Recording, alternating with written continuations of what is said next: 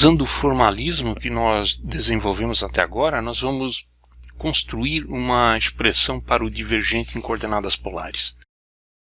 Esse procedimento vai ser generalizado depois para bases quaisquer em quaisquer sistema de coordenadas ou superfícies curvas. Depois nós vamos generalizar esse procedimento ainda mais para espaços curvos de uma dimensão qualquer. Se nós temos um campo vetorial, digamos, num espaço euclidiano tridimensional, digamos que V tem componentes V1, V2, V3 em coordenadas cartesianas, ou seja, isso é a mesma coisa que escrever V1 vezes o vetor normal unitário I na direção do eixo X, mais V2J, mais V3K. Nós sabemos que o divergente deste vetor nesse sistema de coordenadas é normalmente escrito desta maneira. Ou seja, é o produto escalar deste operador nabla pelo campo vetorial. Como a base canônica IJK é ortogonal, na verdade é ortonormal, esta expressão aqui, se nós fizermos esse produto escalar, nós obtemos o seguinte, que é a expressão usual do divergente de um campo vetorial num espaço euclidiano em coordenadas cartesianas.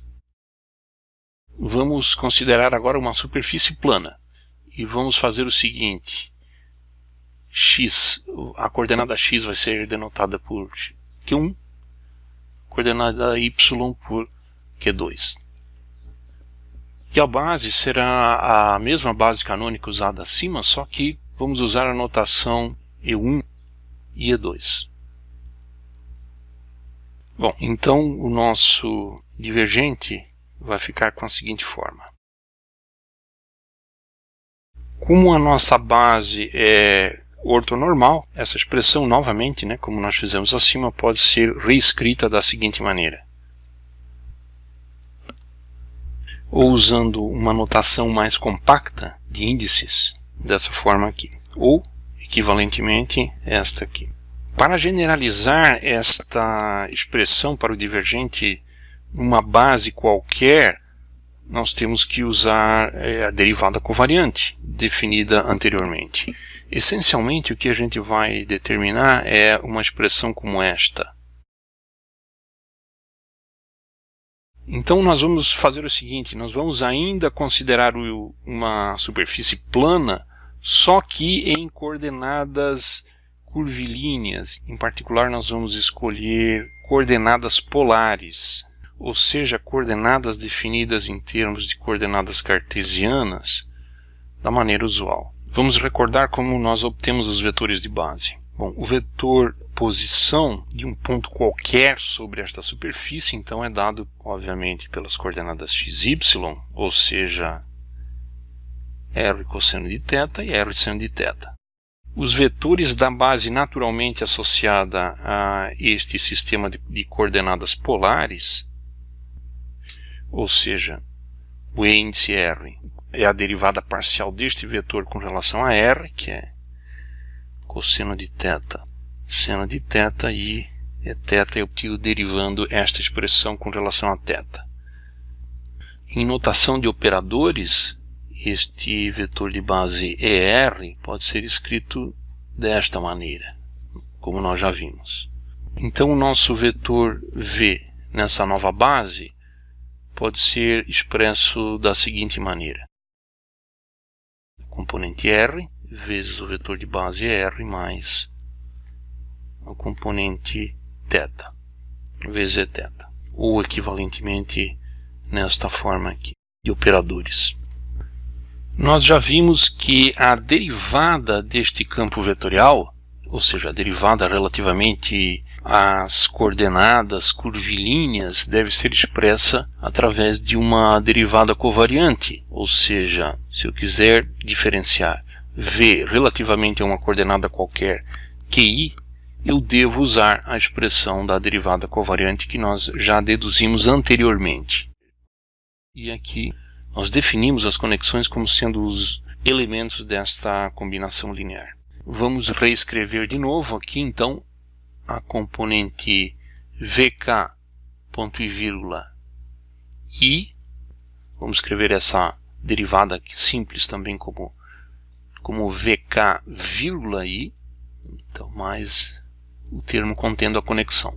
O divergente do campo vetorial V agora vai ser definido como sendo a contração destes dois índices, ou seja, vk, ponto e vírgula k. Basta substituir i por k aqui no lado direito desta expressão. Então nós temos agora somatórios no índice k.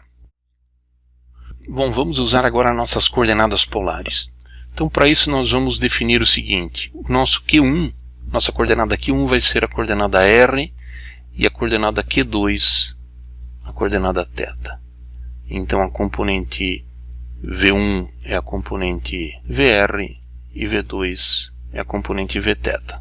Então vamos calcular esta expressão do divergente de maneira explícita, né? Isso não significa que nós sempre tenhamos que fazer isso de maneira tão detalhada, mas esta aqui é uma aula, né? Vamos ver como se faz isso aqui exatamente. Depois, com a prática, este cálculo pode ser feito de maneira mais rápida, certo? Então vamos lá. O vetor vk, ponto e vírgula k, vai ser escrito assim.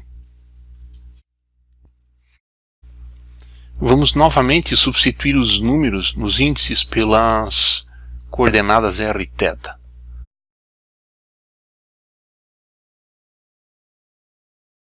Mas nós já calculamos estas conexões para coordenadas polares num vídeo anterior. Então, se nós olharmos lá no vídeo onde nós calculamos isso, nós concluímos que esta conexão aqui, esta componente da conexão, vale 0. Esta aqui também é nula, né? Também vale 0. Esta componente aqui tem o valor 1 sobre R, e esta aqui também é 0. Ou seja, a nossa expressão para o divergente toma então a seguinte forma. Vamos usar a notação usual da derivada agora, então nós temos dvr dr mais dv θ dθ, e só sobrou esta componente aqui, então é vr vezes 1 sobre r. Ou, trocando a ordem aqui, nós temos o seguinte: dvr dr mais vr sobre r mais dv dθ dθ. Agora notemos o seguinte: este pedacinho que está aqui, ó,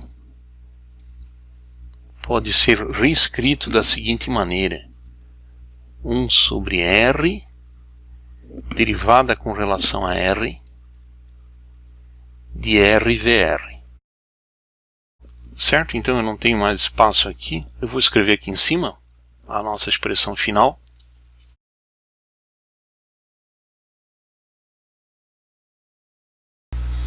Notemos que esta forma não é aquela que nós encontramos usualmente nos livros de cálculo vetorial, porque a base que nós utilizamos não é a base normalizada, é simplesmente a base naturalmente associada ao sistema de coordenadas polar. No vídeo seguinte nós vamos obter a expressão comum nos livros.